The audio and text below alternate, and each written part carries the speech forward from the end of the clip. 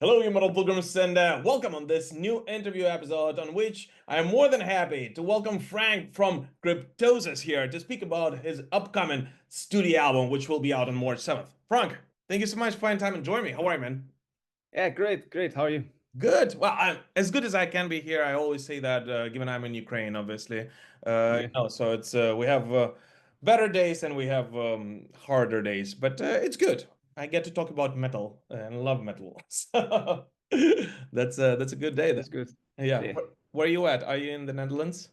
Yeah, we are in the Netherlands at the border at Germany, so pretty close. Yeah.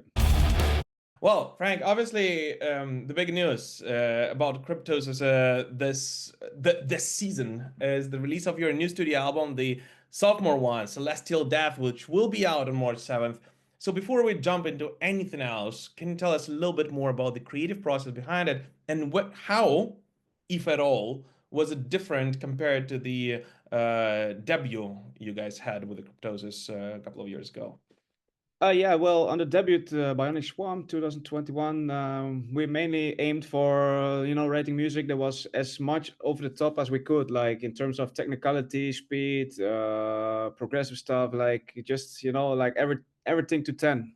And we had played quite a lot of concerts with this album, and like you feel what works live in a live setting, what doesn't feel so good. And we always write music in the studio before we ever play it live with the band, so Mhm. it's sometimes things work out really well, sometimes some parts doesn't really work live. And so for this new album, Celestial Death, we just took a step back and we thought like, okay, so what do we want to make, like what kind of music do we want to make, what kind of album. And so we started writing music, and we got a bit bored with all this over the top stuff. And we said like, okay, let's try look for the challenge in writing a good song instead of just a collection of sick riffs. And so that's basically the difference between the two albums in terms of songwriting and creative process. So how was it for you guys, the creator? How do you guys go about? I mean, because on one hand, you are many considered you the new blood in the world of thrash, death, progressive, this metal landscape. But on the other one, you've been around and you've been playing together for several years now. So how do you divide responsibilities? Do you have someone who is making an empirical decision, usually on the direction you guys are going with, or is it more of a cohesive organism that works together and you guys decided by voting or whatever it is? No, Lawrence, the guitar player and singer, and me, we write basically the all the material, the two of us. So he writes one day at his home. I write one day a week here in my home, and then we meet up 2 times a week. Hmm. Like one day I go to his place, one day he comes here, and we go over each other's material. Try to brush it up a bit. Hmm. And so this takes for I don't know, about like 2 years, 3 years, and in the meantime we upload like all the stuff to Google Drive, where Marco, our drummer, he's also not living so close to us, so he can like listen to this stuff and give like some directions. Sometimes we go a bit too much avant-garde, and he's like a bit more old school in terms of music that he listens and that he likes to play. And so it's like, I don't know, like keep it a bit more straight, 4/4 beats. It will be better. This part could work better, in this with this feel, for instance.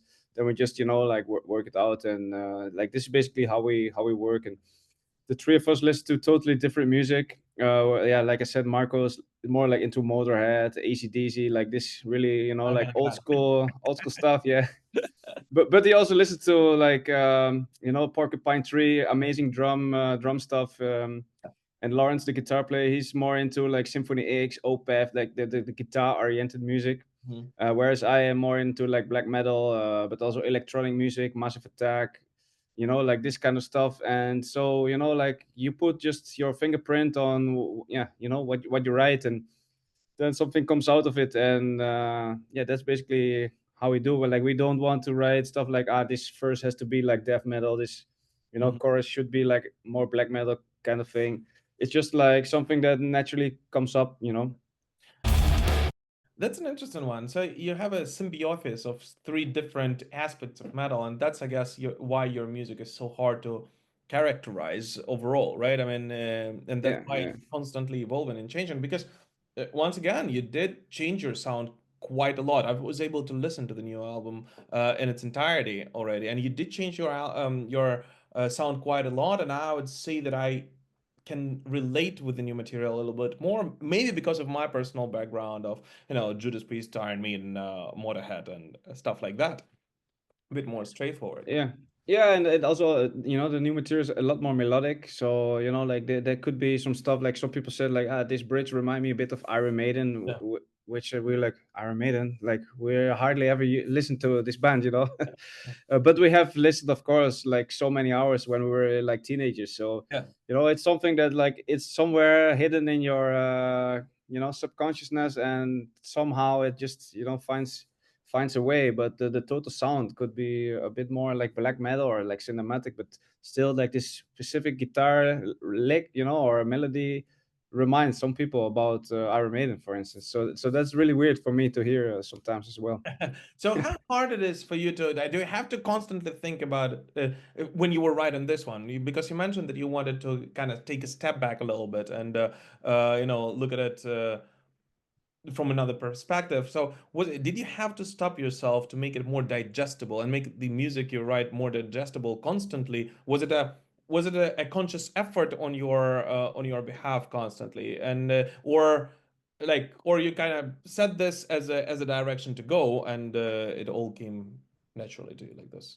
Usually when we write an album, we have like one or two goals, in terms of songs. Like, for instance, we want to write like a, in between brackets, like commercial song, the song Ascending, and it's the first song basically we started writing. But when you have the song, you're like, okay, so if all the material is gonna be like this, no, that's not good, So let's write a song that's like totally the opposite of this. And Hmm. then we came with the Silent Call, so then you have like two opposite songs, and there just gonna start, working out ideas, and we have a huge back catalog of riffs and stuff, and we're just gonna pick some stuff we think like, okay, this could work with this song. This is, like a cool contrast with what we have right now. And so came the song Absent Presence, which is basically more like a doom kind of song, with a, Yeah. compared to the other songs, really slow pace. Then we have a few of these songs, and we're like, like to have a bit more balance in the album, we need something that's like totally over the top. So we have this song Cryptosphere. We start writing material for this song. So it's basically like a floating thing that just goes this way, that way, and then we put some, more from this and from that, and it's always goes a bit more, forward towards the album. And we, like we take some, we put some new stuff, we dissect things, we throw it in the trash, we put some different things. Yeah, it's basically goes a bit like this. That's an interesting thing you're saying here, because yes, I agree with you that this album is in a way all over the top because of the different spectrum of sound that you guys present and the different types of metal that are kind of incorporated in it. But at the same time, it's rather cohesive, right? It is one of those albums that you can easily listen to from the very beginning until the very end. And in addition, I'd say that it's a very cinematic journey, right? I mean, it's kind of Yeah, yeah. all falls into place and pieces. Nevertheless, it's rather dark cinematic journey, but it's still a very cinematic one. So, did you have to tie it together afterwards into something to have this running theme or running kind of feeling to connect the songs between themselves after you wrote them? No, I think it's already happening when when we are in the process of writing. Like we have a few songs ready or like half ready. We put it in a playlist in a car. We listen to it like day after day, and then like you'll immediately feel like, okay, this is the direction, but you need to do this, you need to do that, and it's like a process that starts, after like one or two songs already, and it just like keeps continuing for the next 2 years. Just we had everything ready for the let's say the songs, and then we were like, like if you listen to everything from front to back, it's a bit much. It needs like some kind of pause in the halfway in the album, And then we start writing like stuff like Motionless Balance, for instance. It's like more like synthesizer oriented atmosphere. You know, it's not really like a song, but more like a musical part in between, just to, you know, add more to the atmosphere, the, the concept of the album like a stronger push. You know, like this is the way we think when we write material. And have you thought about performing this album in its entirety live in front of your fans on the upcoming shows? Yes, definitely. We're gonna do this on March 29 in our Oh, hometown in the album release show. yeah, It's gonna be really epic. And then, you know, we're going to go on tour in Europe in June and tour in Latin Americas in July. yeah. So we're, you know, like it depends a bit on how much playing time we're gonna get every night. But definitely we're gonna play a lot of this material, maybe even so the whole album in its entirety. It's incredible. I first heard of you guys. I never heard of you as Distillata. For those who don't know, Cryptosis, before naming themselves Cryptosis, were Distillata. But I never heard of you guys back then. I heard of you with the release of your first album. And the journey you guys had in the last 4 years is incredible, right? I mean, the popularity, the fan base that you're growing is just amazing. So kudos to you on that one. That's great job done, and of course well deserved, because your music definitely deserves to be heard.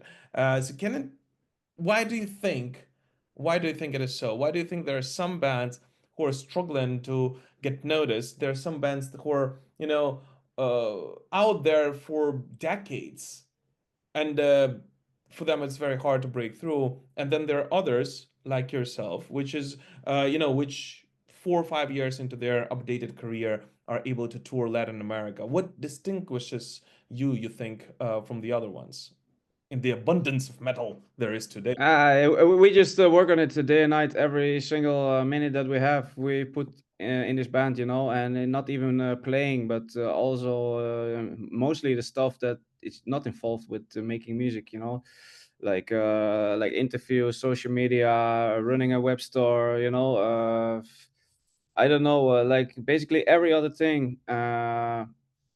You know, that also has to have to be done. And also because are already, like you said, like we were already 6 years in with Distillator, we built up a network, you know, of other artists, people in the industry that we know, you know, like our network is, yeah, pretty big already. And this Mhm. is just because like we try to, you know, build this band up from basically from the ground. um, and you know, when we started Cryptosis, or changed into Cryptosis, it already looked like we had achieved a lot, but that was just the success of the work that we have put the previous 6 7 years, you know. It's not like you start a band and all of a sudden you get, you know, signed like to Century Media and all kinds of cool shit happening. It takes really like a lot of effort. And every time someone sits on the sofa watching Netflix with their girlfriends, you know, like we're in the computer doing stuff, you know, like we're songwriting, we go out to other concerts, see other bands, you know, show our face, you know, show support to our local scene. It's just, you know, like it's just basically the life that we live. Like this band is our lives. This is also, and that's what I always say, hard work and dedication to whatever it is that you want to achieve. This is the only way to success, right? And it's like that meme when they're like, "Oh, how come you're so good at guitar? You might be natural." Like, no, I practice 8 hours a day. It's like, "Oh, it's Exactly. just genes." Like, no, I fucking practice 8 hours a day. That's the same thing, right? Yeah, and it doesn't even, you know, like you don't even really have to have big talent to make it in music. You know, you just have to know the right person, be there at the right time. You know, work hard, really, really hard, and you can make it too. You know, and we're not even like making it. We just, you know, starting to finally get, you know, after 10 years of doing this band, getting our foot in the door, and you know, in cool festivals, you know, in tours and this kind of stuff. Well, definitely do not stop, guys, because you're becoming on roll, and what comes next? You know how that old saying in the 1980s they always considered, and I feel like it's coming back now more than ever, that the band's third album is the definitive one, right? I mean, it's the third album that either people will forget about you forever or that will help you skyrocket. Yeah, yeah. No pressure. Yeah, no pressure at all. But on that cheerful note, I wanted to ask you. I know that you guys you haven't even released the new album yet, but given that you guys are having so much material, and you mentioned that on your hands, have you already thought a third about what is next after March 7th for you in terms? No, no, no, no. We're just going to go full in Mhm. live playing mode until at least the end of the year. We have a lot of stuff coming up in Greece, in Spain, in Denmark, Sweden. And after the summers, like shows. So we just want to get, like get it over with, and and then we can like assess. Okay, so how did it go? What was the reaction of the people, what do we feel is was good, was not so good, where can we improve, or a technical setup, or like basically anything. And then we're just gonna start slowly, jamming and playing some stuff at home and writing some new stuff. But then I think it's gonna take at least another 2 years for us to have finished a good product. And there are some bands who basically do like an album tour, like every other year, 2 years. And for us, it's too much. Like we also have a job, during the day, and it's just we just want to release material that we feel confident is the best to our abilities, and not something like we can just do and release it so we can go back on tour. It just doesn't really work like this for us. Well, talking about the future, hypothetical future as well. If and you started doing this already, and I think it is absolutely great and it sounds amazing. But if there would be one band or one artist that you could have collaborated out of anyone in the world, whom do you think would fit the Cryptosis sound the most, and whom you would love to collaborate with the most? Maybe Yeah, you some people. personally, because you guys have such different tastes in music. Yeah, if it has to be metal, like we get compared quite a bit to the new Blood Incantation album, which like they do like the death metal kind of, Yeah. cinematic stuff, where we are like a bit more like melodic, black, trash, death kind of thing. Like it's absolutely not the same, but like in terms of creativity and how far this band goes, yeah, that would be something that could be potentially interesting. But I'm also following this group from Denmark. It's called Trentemølle. It's a electronic group, which also just released an album last year, 2024.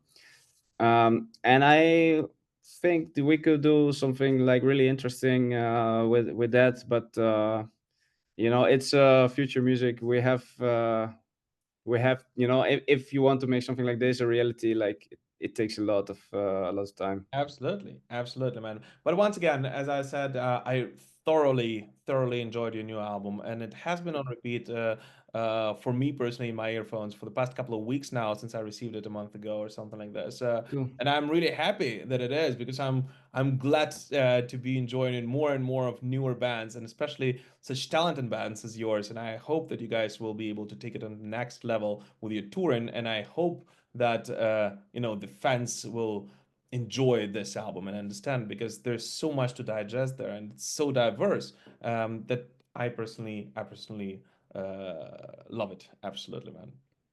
Yeah, it's great. And many reviews that we already hear, or like people that do interviews with us, they are also like really really positive about the album. So that's also good for us, because we put like everything we have for the last few years in there. So it's good, it's a confirmation that we're like on the right track. And hopefully we can come to Ukraine one day to play a concert. We were there, I think, 2018 Hmm. in Kiev. It was absolutely amazing night. So hopefully things will change for the better in the future soon for you guys over there. Thank you, brother. Thanks. I really hope you guys can come and hit me up. I'll show you around, and we'll make one hell of a slam there. hopefully very very soon. Yeah, would be really cool. And talking about overall, you mentioned passing through whatever you lived through, and you put everything in this album, right? How much do you think the events around you and the current events around the globe overall affect your songwriting, whether lyrical or musically? Does it at all? Yeah, lyrical a lot. We have a concept album on our hands, and it basically talks about like we are in a new era right now, like technological era, whereas it's basically a new time. Things like AI and this kind of stuff. 30 years ago, it was like some really futuristic concepts, and these days kids already use it in school. So it's only 30 years if you compare this to like the rest of the time that we have here on earth, and things are like we haven't seen anything yet. And basically the album is like our interpretation, our expression about this, like what's gonna be like identity. It's also everyone gets the news through the same media companies, social media companies. Everyone wears the same brands of clothes, this kind of stuff. Like there is hardly any authenticity anymore, and this kind of stuff is what what's keep us thinking. And that this is what we write about. It's like a Blade Runner simulation, but in 2024, 2020. Yeah. Like that. Well, thank you so much, Frank, for finding time and joining me. Any last message for the fans, both old and new? If you haven't, check it out. We have a new album coming out March 7th, Century Media Records, Celestial Death. If you are interested, we have video clips on YouTube. We have our music for free on Spotify. If you can spare some money, check it out. We have a web store with vinyl records, limited editions, t-shirts, whatever you name, we have it. Awesome. Awesome. This was Frank from CRYPTOSIS, and their new album will be out on March 7th, as Frank said. Frank, thank you so much for finding time and joining me. Keep rocking, man. Thank you. Thanks, man. Bye. Yeah. Take care.